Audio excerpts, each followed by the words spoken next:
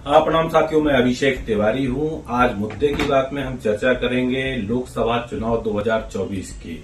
मध्य प्रदेश एक ऐसा राज्य रहा है जहां भाजपा को 2014 में और 2019 में भारी बहुमत मिला है। 2014 में 29 में से 27 सीटें भाजपा ने जीती, तो 2019 में 28 सीटें भाजपा के खाते में गई। इस बार फिर भाजपा का पूरा जोर है कि मध्य प्रदेश में 29 की 29 लोकसभा सीट उन्हें जीतनी है।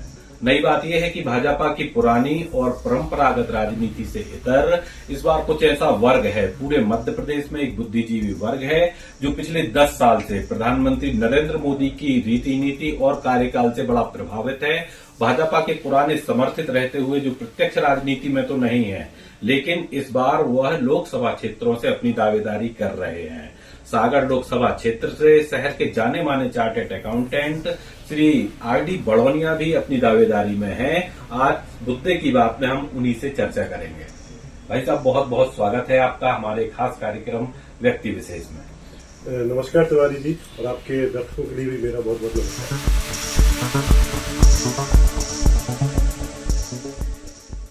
बड़ौनिया जी, आप प्रत्यक्ष राजनीति में नहीं रहे हैं, ना भाजपा में किसी पद पर रहे हैं। आप उसके समर्थक रहे हैं, लेकिन कोई पद आपने नहीं लिया है। तो अब आप जब चुनावी मैदान में जाएंगे तो क्या जनाधार आपका रहेगा? तिवारी जी, आप सही कह रहे हैं, मैंने कभी कोई पद नहीं लिया, लेकिन आप जब मेरे बारे में जानकारी लेंगे तो आप देखेंगे मैंने पिछले 20 सालों में कोई भी चुनाव हुआ हो, चाहे लोकसभा का हुआ हो, नगर निगम का हुआ हो, नगर पालिका का हुआ हो, विधानसभा का हुआ, मैंने बहुत एक्टिवली पार्टिसिपेट किया है इसको। Each and every election has been participated by me. आप देखेंगे, आप पूछिए, लोकल में जाके पूछिए जहां मेरा निवास है, आप हमारा गांव है, तुर्की विधानसभा क्षेत्र में पड़ता है, उधर जाके मालूम कीजिए हमारा क्या बैकग्राउंड है पॉलिटिक्स में। मैं इधर सागर में, मेरा सागर विधानसभा में मेरा ऑफिस है, इधर मेरा बैकग्राउंड है। आप लोगों से पूछिए कि मेरा बीजेपी के बारे में कितना योगदान रहा है, लोग बताएंगे। इसकी मुझे कोई समस्या नहीं है, ये कोई नहीं कह सकता कि मेरा कोई एक्टिवली पार्टिसिपेशन नहीं है उसमें।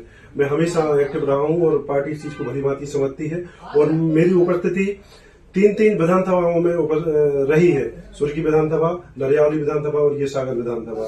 तो तीनों जगह अच्छा है, और मेरे जो क्लाइंट लोग हैं वो पूरे सागर जिले में फैले हैं, उसका मुझे अलग से बेनिफिट मिलने वाला है। सब लोग मुझे पहचानते हैं और मेरा समर्थन कर रहे हैं। मतलब आपका एक क्लाइंट बेस है, लगभग आपके बायोडाटा में लिखा है कि 10,000 क्लाइंट बेस आपका सागर जिले में फैला हुआ है, तो इसका आपको सपोर्ट मिलेगा?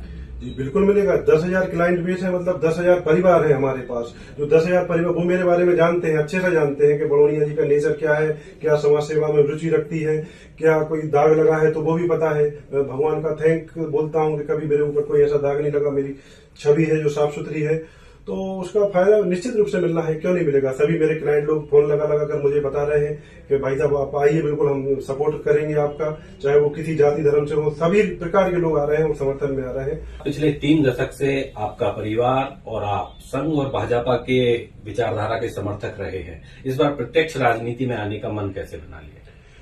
तिवारी जी, जैसा भी हम कुछ पिछले महीनों से देख रहे हैं कि भारतीय जनता पार्टी की रीति नीति एकदम बदली हुई है, और उच्च शिक्षित प्रोफेशनल्स को और समाज सेवियों को ये लोग राजनीति में लाना चाह रहे हैं। और अभी हम देख रहे हैं कि हमारे माननीय प्रधानमंत्री जी के कार्यकाल में और उनके नेतृत्व में जो भारत बहुत तेजी से विकास कर रहा है, तो उस विकास की गति में हम कंधे से कंधा मिलाकर चलना चाहते हैं। इस वजह से मेरी इच्छा जागृत हुई और मैं राजनीति में आने के लिए प्रेरित। आप समाज सेवा का कार्य भी करते हैं और बड़ा डिफरेंट टाइप का, एक हटकर समाज सेवा का कार्य करते हैं। अपनत्व सेवा समिति के माध्यम से आप अंत्येष्टि कराने का कार्य करते हैं, और आपने लिखा है कि अब तक 5,000 अंत्येष्टि आप शहर में करा चुके हैं। तो इसके पीछे क्या है, किस तरीके से इस कार्य को आप? भाई साहब, अभी तक हम लोगों के अनुभव ये रहे हैं शुरू में कि किसी गरीब परिवार में जब कमी हो जाती है, मृत्यु हो जाती है, तो वहाँ अंतिम संस्कार के लिए उनके पास व्यवस्थाएं नहीं रहती है, लकड़ी नहीं रहती है, किराने की सामग्री नहीं रहती है, अस्थि विसर्जन के लिए पैसे नहीं रहते हैं, तो बड़ा वो गरीब व्यक्ति बड़ी पशु पेश में रहता है।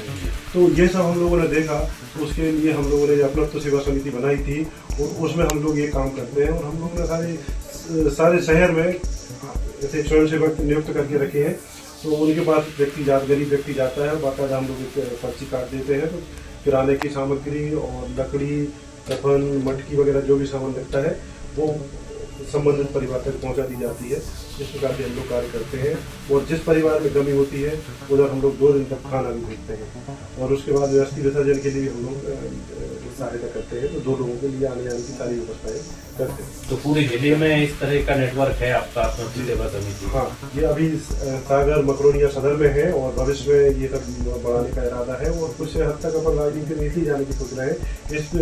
इस परमार्थिक कार्य को बढ़ाने के लिए राजनीति में जाना पड़ेगा और इसको बड़े स्तर पे करना पड़ेगा। समाज सेवा के कार्य आगे बड़े स्तर पे आप जारी है। भाई साहब, आप देश में जो राजनीतिक हालात हैं उनमें भाजपा के टिकट को जीत की गारंटी मानी जाती है, तो आपकी लोकसभा क्षेत्र की दावेदारी को कितना गंभीरता से लेगी पार्टी? भाई साहब, जैसा आप जानते हैं कि आज के जमाने में टेक्नोलॉजी का दौर है और हमारे माननीय अध्यक्ष जी नड्डा जी जो भारतीय जनता पार्टी के नेशनल प्रेसिडेंट हैं, उनका ये कहना है कि हम अपने कार्यकर्ता की जानकारी 3 मिनट में निकाल लेते हैं। तो मैं भी चाहता हूं कि 3 मिनट में मेरी जानकारी निकाली जाए और उनके पास हमारी सारी जानकारी होगी कि मैं समाज के लिए क्या करता हूं, क्या समाज सेवा करता हूं और मेरी प्रोफेशन में कितनी रुचि है और मैंने अपने प्रोफेशन में क्या अनुभव लिया है, कितना योगदान दिया है।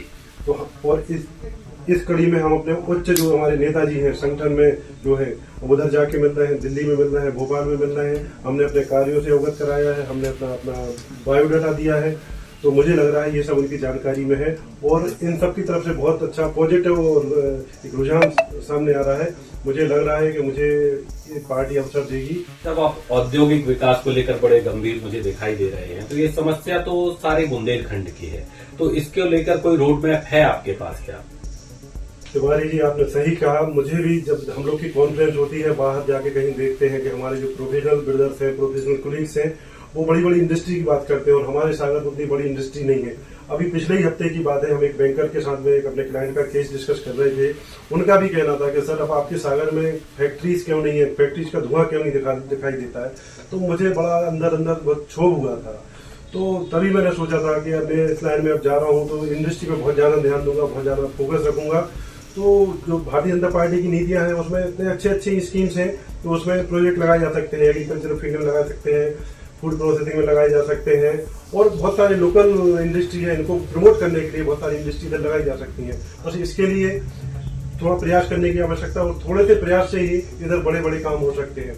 और कुछ नहीं, एक यदि बड़ा भारी उद्योग लगा दिया जैसे अपने बीना BORL में लगा है, उसके समकक्ष अपने सागर लोकसभा क्षेत्र में एक इंडस्ट्री और खड़ी हो गई तो इधर का रोजगार जो है ना बहुत अंतर आएगा। और वो फैक्ट्री अपन लोग कुछ इस तरीके से चुनेंगे जो रोजगार परक हो, रोजगार मूलक हो, ताकि एम्प्लॉयमेंट में जो है उसमें वृद्धि। देश की जो वर्तमान राजनीति है उसमें जातिवाद को लेकर भी पक्ष विपक्ष आमने सामने है। कांग्रेस लगातार जातिगत जनगणना की मांग कर रही है, तो सागर लोकसभा का जो कास्ट कॉम्बिनेशन है क्या आपको सपोर्ट करेगा?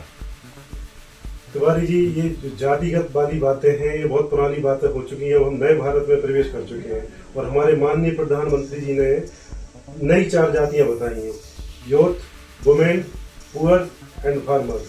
यही 4 जातियां हैं। हमें तो जो भी काम करना है इन 4 जातियों के लिए काम करना है। अब पुरानी जातियों से कोई नहीं पूछता है। मैं कभी इधर अपनी सेवाएं दे रहा हूँ, कोई कभी जाति देखकर नहीं आता है। मैं कभी अपने किसी क्लाइंट को सेवाएं देता हूँ तो कभी मैं उसकी जाति देखकर काम नहीं करता हूँ। हम समाज सेवा करते हैं तो कभी भी जाति देखकर काम नहीं किया कि यार ये इस जाति का है तो इसको मदद देना है नहीं देना है, ऐसा कभी मन में विचार ही नहीं आता। ये बहुत छोटी बातें हैं, ये कांग्रेस के लेवल की है और कांग्रेस का क्या असर है ये सबके सामने। बड़ोनिया जी, आपकी दावेदारी के बाद आपकी जो सोशल मीडिया पर फैन फॉलोइंग मैंने देखी है तो युवाओं में बड़ा उत्साह है, वो बढ़ चढ़कर आपको सपोर्ट कर रहे हैं, इसको कैसे देखते हैं आप? तिवारी जी, युवाओं को देखकर ही मेरा उत्साह बढ़ा है। युवा मतलब वायु, उल्टा पढ़ते हैं तो वायु होता है, मतलब जिस तरफ वायु रहती है उस तरफ युवा रहते हैं। और अभी माननीय प्रधानमंत्री जी के नेतृत्व में जो भारत बहुत तेज गति से तेजी से बढ़ पड़ा है, आगे बढ़ पड़ा है, वो हम देख रहे हैं। युवा उसका बहुत ज्यादा समर्थन कर रहे हैं और अभी बहुत सारे युवा मिलते हैं, बोलते हैं कि सर आप राजनीति में आइए, हमें आप जैसे ही पॉलिटिशियन चाहिए, हमें ट्रेडिशनल पॉलिटिशियन समझ में नहीं आते हैं, पढ़े लिखे आएंगे तो वो कुछ समझेंगे और बहुत अपने लोकल कॉन्स्टिट्यूंसी के लिए कुछ करेंगे। तो जो सपोर्ट है ना, the support of the youth with me as I know. तो ये थे श्री आर डी बड़ौनिया जी, जो सागर लोकसभा क्षेत्र से भाजपा से अपने दावेदारी में लगे हुए हैं। हमने इनसे जाना क्या इनके विजन रहेंगे, इनका हमने बैकग्राउंड देखा और बड़े ही सहज सरल व्यक्ति ये रहे हैं, उच्च प्रशिक्षित हैं, उच्च प्रोफेशनल्स हैं, लेकिन अंदर से बिल्कुल देसी हैं। और सबसे बड़ी बात, प्रधानमंत्री नरेंद्र मोदी, भाजपा और संघ की विचारधारा के बड़े कट्टर समर्थक हैं। बहुत बहुत धन्यवाद बड़ौनिया जी, आप हमारे कार्यक्रम में आए। बहुत बहुत धन्यवाद आपकी द्वारा भी।